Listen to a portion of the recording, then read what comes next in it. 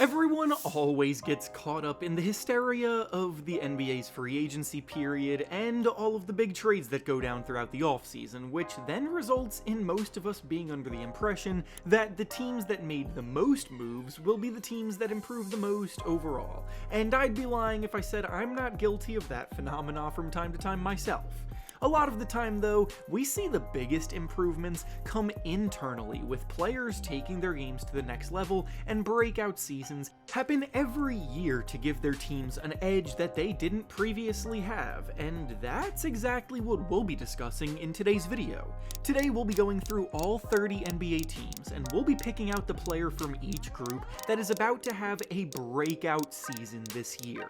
Before we start though, it turns out a good amount of you watching right now aren't even subscribed to the channel, so if you enjoy the content, consider hitting the subscribe button, as not only does it help out a ton, but it also very much appreciated. Now with that being said, let's begin.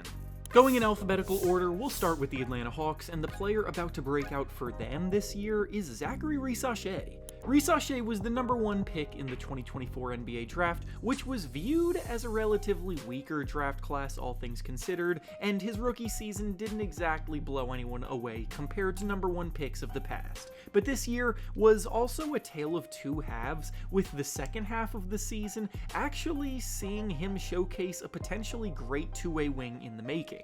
From the beginning of February to the end of the regular season, Risachet was averaging a little over 14 points per game, shooting a red-hot 51% from the field and 41% from three, and with a full season under his belt now, I can absolutely see him carrying that hot hand into the new season while still being an outstanding defensive presence for a much improved Hawks team.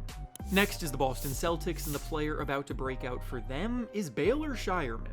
Scheierman was the team's first-round pick at the end of the 2024 NBA draft, and he barely saw the court as a rookie. His greatest strength as a prospect was his ability to be a sharpshooting talent capable of handling a large volume of deep three-point attempts, but in Summer League this year, he also showcased outstanding playmaking talent as a passer, ranking top 5 in the Summer League in assists per game too.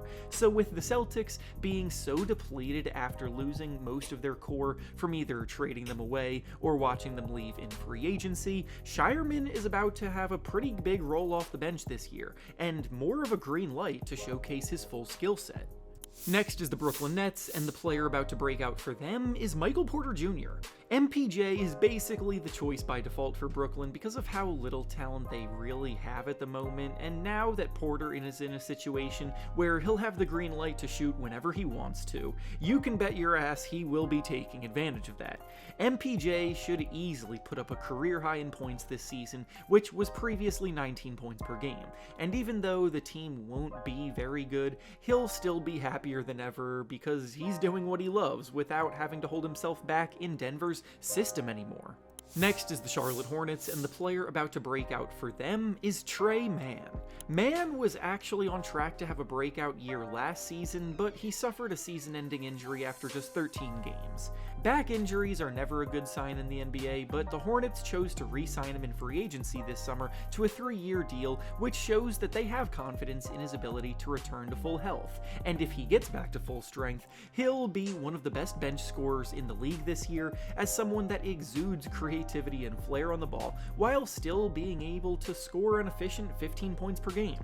Next is the Chicago Bulls, and the breakout player for them this year will be Matas Buzelis. Buzelis is another player who was a rookie last year that did what rookies do. He started the season adjusting to the physicality and pace of the game, and in the second half of the year started to show more consistent flashes of eventual greatness. Matas is 6'10" wing player with a smooth handle, excellent finishing ability at the basket, sneaky athleticism, and an already serviceable jumper that'll get better over time, and his year 2 leap is coming in hot this season. Next is the Cleveland Cavaliers, and their breakout player this year will be Sam Merrill. To be honest, it's tough to pick a true breakout candidate for Cleveland as a team with mostly players that have already broken out, but with Ty Jerome now in Memphis, there could be an opportunity for Merrill to grab more minutes with the team's need for shooters on the wing. Merrill is on the court to do one thing and one thing only, and that's to run around endlessly trying to get open to launch a three, because he's one of the best bench shooters in the NBA. Next is the Dallas Mavericks, and their breakout player this season will be Derek Lively. Lively's already a pretty established name in the game after 2 strong seasons to start his career, but he still has yet to truly break out to hit that next level as one of the league's better starting centers. He's only played 23 minutes per game in each of his first 2 seasons, but as long as he can stay healthy this year, he should hold down the starting center job, and absolutely has the talent to average a double-double in that role, while also being an impactful rim protector. Next is the Golden State Warriors, and the player that will break out for them this season is Bruce Brown. In this case, it would be more of a re-emergence than a true breakout, because Brown did break out during the team's 2023 NBA title run the last time he was a member of the Nuggets, but over the last 2 seasons of being away from the team have been pretty rough for him, having lowly years, and now that he's reunited with the Nuggets, I think he can return to prior form as a reliable secondary playmaker who locks up on defense. Next is the Detroit Pistons, and the player set to break out for them is Ron Holland.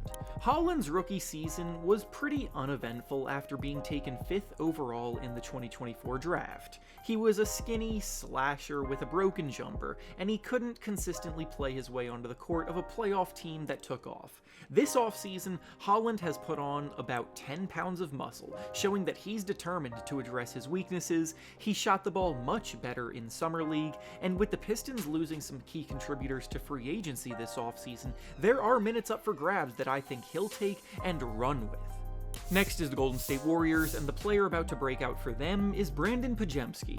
Podziemski's second season had quite a few ups and downs, as did the Warriors' year as a whole, but after the Warriors made some moves and established their lineups after the trade deadline, Podziemski earned a full-time starting shooting guard role in February, and from that point on, he caught fire, averaging almost 16 points per game, shooting 43% from 3 in that stretch.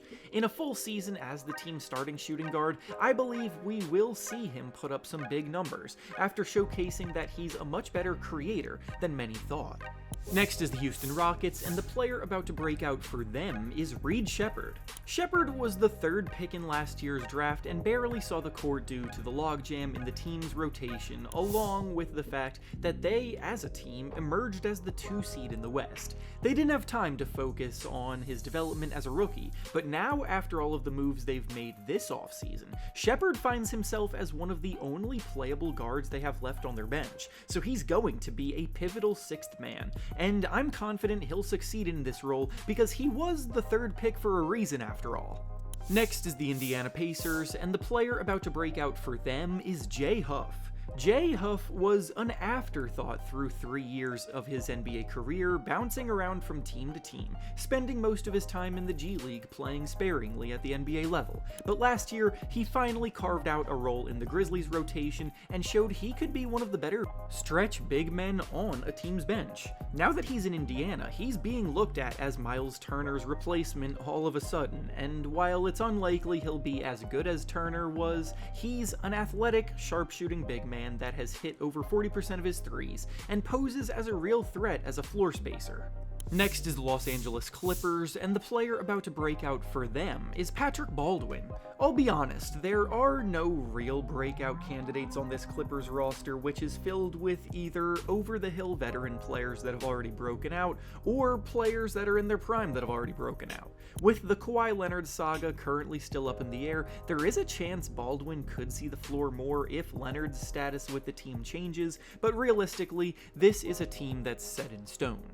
Next is the Los Angeles Lakers, and the player that will break out for them this year is Bronny James. Bronny has caught a lot of heat unfairly throughout his career, but in the Summer League this year, he genuinely outperformed teammate and first-round pick Dalton Knecht, and on a team like the Lakers in desperate need of more backcourt defensive help, Bronny has the opportunity to work his way into real minutes in the team's rotation. His calling card has always been as a tenacious perimeter defender, and with his jumper finally starting to come along, his services as a 3-and-D guy may get more run than most think, especially with the injury history of players in the mix there around him. Next is the Memphis Grizzlies, and the player about to break out for them is Scottie Pippen Jr. Pippen is still mostly known as the son of a Hall of Famer, but he is very much blossoming into a terrific player in his own right.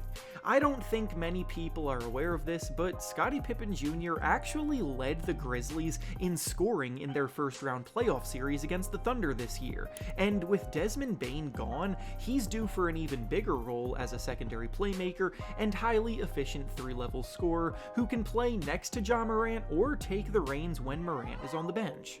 Next is the Miami Heat, and the player about to break out for them is Davion Mitchell.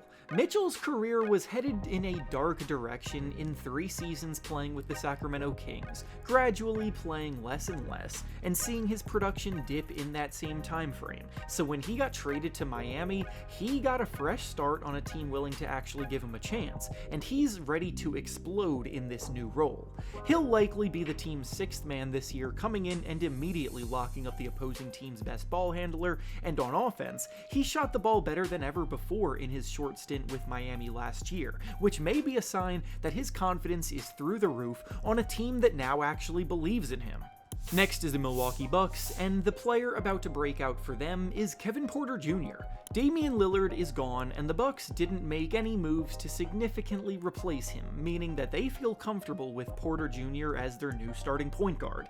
The last time we saw Kevin Porter Jr. as a team's starting point guard, he was averaging about 19 points and 6 assists per game back in 2023, so there's a good chance we see him back performing at or near that level after an up and down year on 2 different teams last season. Next is the Minnesota Timberwolves, and the player about to break out for them is Rob Dillingham. The rookie class from the 2024 NBA draft features a lot of guys who had to wait their turn in year 1, and are now in a position where they're going to get more shine in year 2. Dillingham is on a Timberwolves team fresh off of 2 straight conference finals appearances, so his inability to crack the rotation as an inconsistent, scrawny rookie that can't defend anybody is understandable. But now with Mike Conley being a year older, and Dillingham acclimated with a year under his belt, his natural feel for the game as a playmaker and creator off the dribble is going to be more of a needed weapon off of the team's bench. Next is the New Orleans Pelicans, and the player about to break out for them is Herb Jones. Herb struggled with injuries last season, but the Pelicans just signed him to a 3-year extension this year because they're confident in his ability and upside for the future, and this could be the year that he cements himself in the Defensive Player of the Year mix. He has a real argument to be called the best perimeter defender in the NBA, and on a Pelicans team in need of defense, he will be stepping up big time. Next is the New York Knicks, and the player about to break out for them is Landry Shamet. Shamet was re-signed this offseason because the Knicks like what they saw from him down the stretch of the season. He was recovering from an injury in the first half of the year, so with a fully healthy offseason this summer, he'll be able to come in and provide his sharpshooting services from Game 1.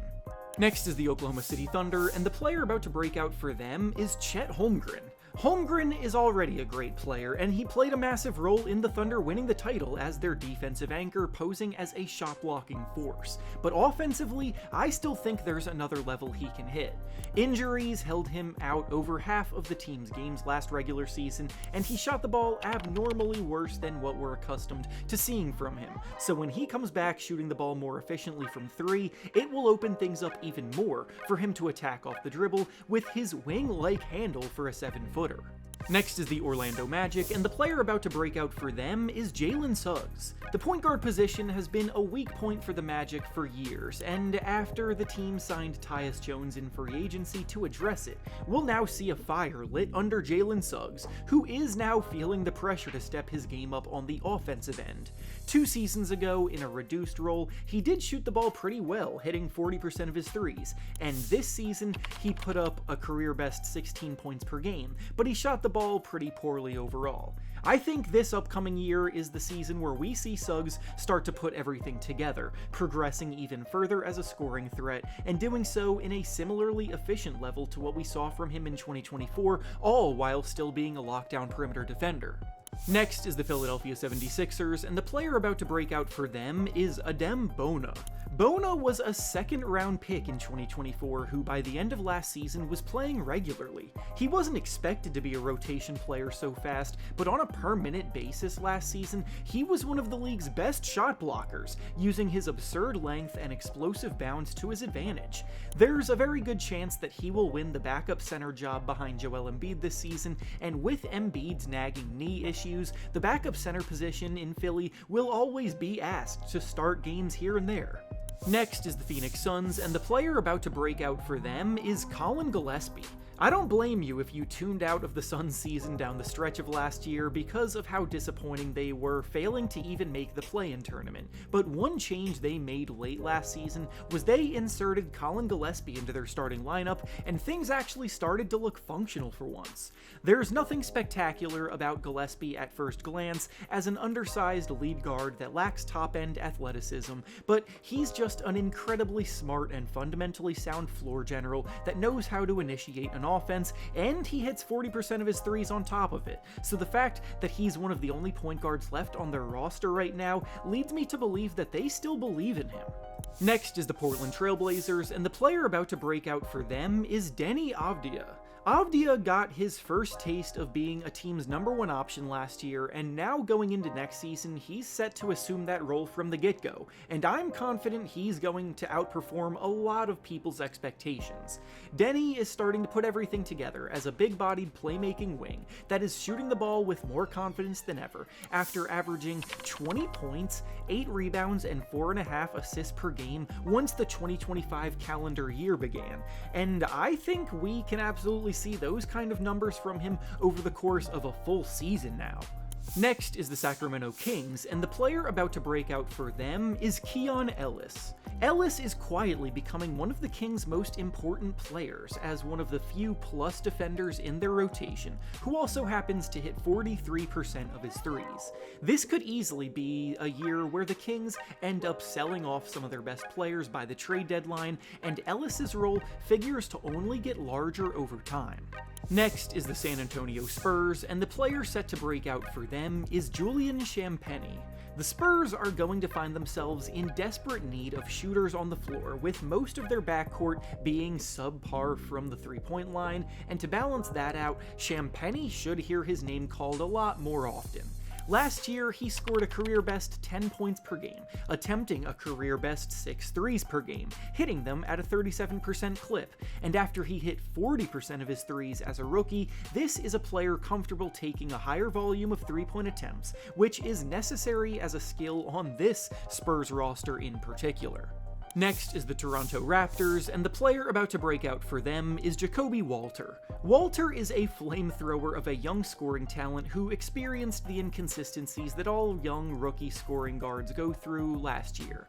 He too will have plenty of opportunity to carve out a bigger role and get more shots up on a Raptors team hoping to elevate themselves back into playoff contention, but are also in desperate need of better floor spacing to do so. Next is the Utah Jazz, and the player about to break out for them this year is Kyle Filipowski. Filipowski was the MVP of the Summer League this year, looking like a guy who has finally begun to put everything together. He's a knockdown shooter, he's starting to bulk up and operate better around the basket in the post, and he's a rock-solid rebounder who will be backing up Walker Kessler at center to start the season, but if Kessler ends up getting traded like many rumors are indicating, Filipowski could find himself with a starting job before you know it. And finally, the last team up is the Washington Wizards, and their breakout player this year will be Cam Whitmore. Whitmore was never able to win a consistent job in the Houston Rockets rotation through 2 seasons with them, so the team did him a favor and traded him to Washington, where minutes will be more plentiful. Now that he's on a young rebuilding team, he'll have much more of a green light to unleash his natural shot-creating prowess and explosive slashing talent, which I believe could result in a year where he averages at least 15 points per game, good for an easy career high for him.